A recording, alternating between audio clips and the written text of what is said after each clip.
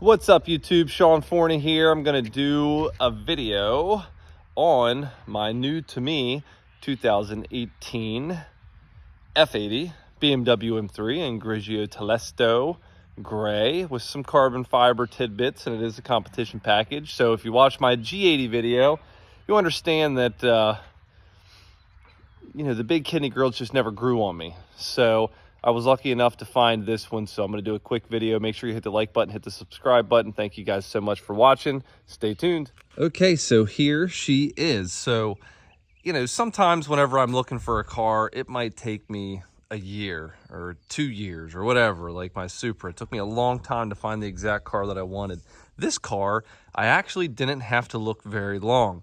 I believe there's 211 in the individual Grigio Telesto that were produced, which is a lot for an individual color, but is a very, very popular color. Now, this car is identical to my last F80 M3 that I have. Now, again, if you watch my G80 video, I prefer the F80s over the Gs. Why?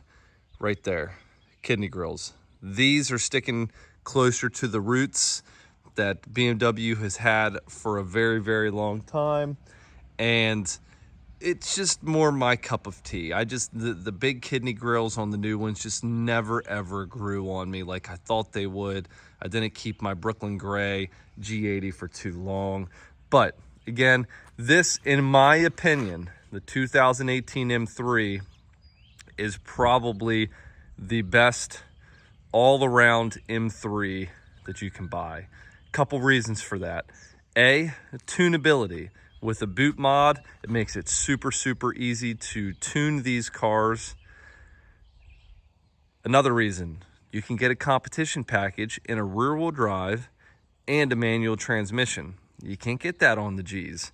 You got to go to an all-wheel drive and a DCT. 3, the styling of these cars. I think BMW hit it out of the park with the F platform. These cars are absolutely gorgeously done. They have a wide stance, very wide stance. They look mean, they look aggressive, they look happy. The car is a little dusty. It's been a while since I washed it. But again, it is a very beautiful car. Grigio Telesto, in my opinion, is probably the best color in the F to buy. Why? Because with these shadow line wheels, the carbon fiber pieces, carbon fiber spoiler, carbon fiber rear diffuser, carbon fiber splitters up front, carbon fiber front lip. It is the perfect touch. Black kidney grills. Now, in a box in my garage, I do have carbon fiber mirror caps, carbon fiber canards, or eyelids, whatever you want to call them, just to finish off the car. Now, this car is lowered and has a boot mod installed, stage 1, but also, again, it was identical to my last one. It's got red guts. I freaking love it. Has Apple CarPlay connectivity, carbon fiber interior package, and best of all, it has a proper manual transmission gearbox. So this car is exactly what I was looking for. Oh, and we don't want to forget carbon fiber roof. It does have executive package too, here, heated rear seats. But again, overall, the F platform, for many reasons, is just in my opinion the best one. Now again, this car, I think one of the only options it does not have is carbon ceramic brakes, which I'm okay with. Again, if you've watched my videos in the past, I'm not a big fan of carbon ceramic brakes on a street car. I have my wonderful Friends of Coal license plate. Of course, it's black. It goes perfectly. Plenty of trunk room. But these cars, again, overall, I just like what BMW did with the design. I mean, they are very wide and aggressive from the rear. They have a very, very nice and proper stance to them. I'd say one of my only biggest complaints about this platform, and it's really this engine platform in general, was just the exhaust. I mean, it sounds good. It's got some crackles and some burbles and stuff, but it's just not as deep and throaty as like a 2JZ or whatever the case is. But who cares? The car still makes plenty of power. Now this car has carbon fiber backed bucket seats. And overall, it's just, I mean, it's a super clean car. But one of the best things about this car, in my opinion, is the fact that not only I found it, but it only has, I don't want to turn the car on because my Apple CarPlay is going to connect, but it only has 12,000 original miles.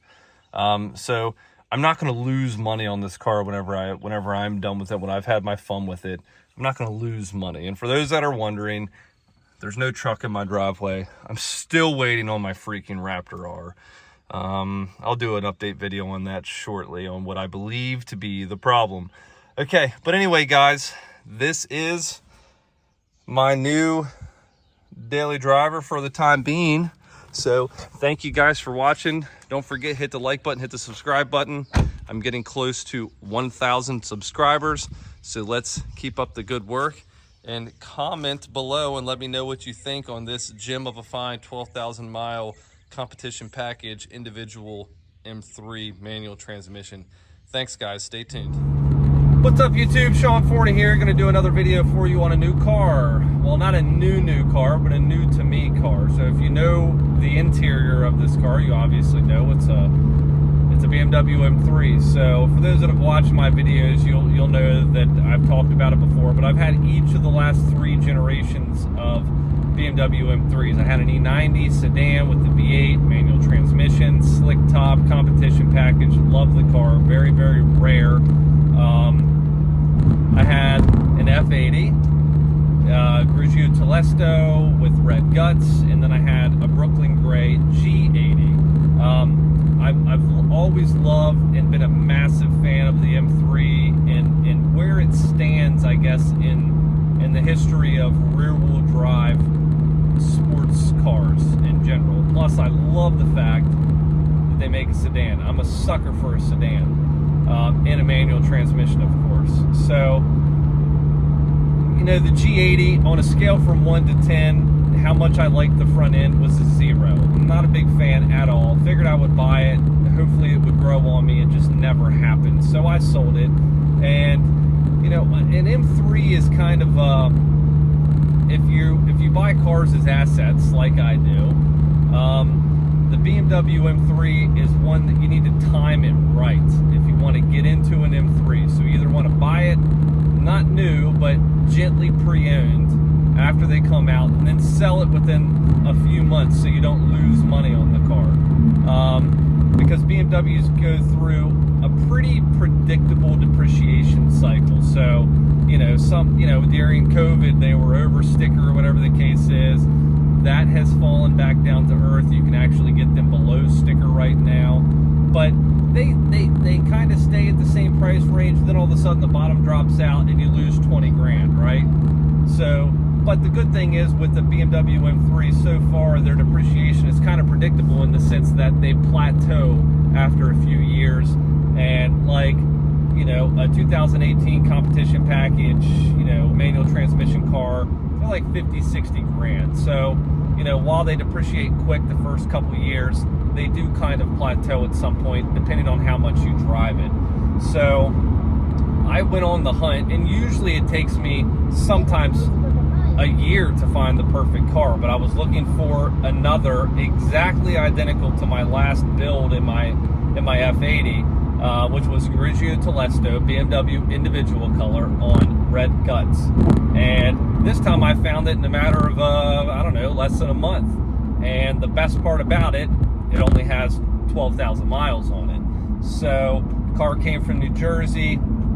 It's got, you know, carbon fiber splitter, carbon fiber diffuser in the rear. I just ordered carbon fiber mirror caps, carbon fiber canards. So the car is exactly what I wanted. Carbon fiber roof, executive package. It literally has every single option that you can get with the exception of the carbon ceramic brakes, which again, if you've watched my other videos, you'll understand that while I do believe carbon ceramics serve a purpose, they don't really serve a purpose for me. Most of my driving is like today, where I'm on the interstate, going to a meeting, and while I do some spirited driving in some of the twisties in West Virginia where I live, I don't necessarily need carbon ceramic brakes to do it and to have fun, right? So I think the factory brakes on almost all sport cars in this class are completely adequate for some track use and your spirited driving that you're going to do, right? So, sorry, it's a little shaky. But that being said, this car has everything that I want. It does have a boot mod, stage 1 tune, and downpipes. Now, while I think the downpipes are good, I got the factory downpipes from the seller, and I'm going to put the factory downpipes back on it and just get a BMW M Performance exhaust, just the muffler with the carbon fiber tips. I think it really finishes out the look on the Grigio Telesto color. So, probably saying, why would you go backwards? Well, to me, I think the F80 M3 in 2018 in the competition package, in my opinion, is the last of the great BMW M3s. If you want to get a competition package in the G, you have to get it in all-wheel drive. And to me, I think a BMW M3 has had its mark in history because it's a rear-wheel drive sports car. That's what us gearheads want. We don't necessarily need to have all-wheel drive. While it's great, and I believe it's slightly rear biased, we want a rear-wheel drive car. And the G80, to me, in the manual transmission, yeah, you can get it with a bunch of options and all that, but still, I want the competition package. So the next best thing is the F80. I think the F platform is a much better platform as far as tuning the car. The boot mod is a super seamless process. Myself, I have the wireless dongle for my OBD2. Set it up on my phone. I can flash the car, stage 1, flash it back to stock if I need to, pretty quickly, 30 minutes or so roughly. It's been a while, but still, I can't remember an M3 car. I know the E90 wasn't that simple. I don't know if I could ever remember an M car that was that tunable that quickly and that configurable that quickly. Now, for the most part, your M1, your M2, all of that stuff, you still have the configurability of those things on the BMW M3 in 2018. 2018 is the last year of the F80. In the M3, it has LED headlights with the executive package, and it doesn't have lane keeping, but it has lane alert if you leave the lane. Parking assistant, all that good stuff. So wireless Apple CarPlay, which is an option. I think it was a $300 option. If your car was not equipped with it, you could add that back at a later point. I think it was $300 still to do that. So I think the 2018 is the best year because it combines the modern technology, but you still get the smaller kidney grills. You don't have those massive kidney grills that are 15 feet wide and 20 feet tall. So, I just am, call me biased, but I think that the F80 will probably go down as being one of the best. Now, what's also unique is, just like a Porsche GT3 or whatever, if you get the BMW individual color, it does allow them to hold their, as long as it's a desirable color, like Grigio Telesto. I think there's 211 of them that were painted in Grigio Telesto. But to me, it's the ultimate color with the carbon fiber roof and some carbon fiber knickknacks on the car. It really, really is an absolutely beautiful color. Grigio Telesto and Nardo Gray are probably two of my favorite colors on cars ever. I just love the colors. So that being said, the tunability, this car to stage 1 gives you plenty of power. You don't have to worry. Now, while the Pilot Sports on the rear the car does have some traction issues, but it's not bad enough to make me want to go out and get R888Rs. But if you wanted to fix that, go get yourself some R888Rs. But, you know, the only time you need to be a little worried is if you're going into a turn, because the M3 will kick out on you. But I've always complimented BMW, even back in like the late 90s. Their stability control and traction control has always been one of the best to keep the car on the road, keep it pretty well planted, limit power when it's needed, but also give it to you whenever you want it. So that being said, I will do some review videos on this beautiful Grigio Telesto 2018 M3. And again, in my opinion, it is probably the best of the last M3s. You know, there's a lot of talk about them going to some kind of hybrid. So while I'm not going to go out on a whim and say these platforms are 2JZ like, because you don't get the same sound as a 2JZ, but they're quite configurable, they're quite tunable, they're pretty reliable. There's some crank hub issues that are out there, but I'm not necessarily too worried about that. But that will be some preventative type of future maintenance that I do on the car, is get the crank hub done, so you don't necessarily have to worry about the potential for that failure. So anyway, stay tuned. Thank you guys for watching. I appreciate you. Make sure you hit the like button, hit the subscribe button, getting close to 1,000 subscribers. Thank you all so much and have a great day.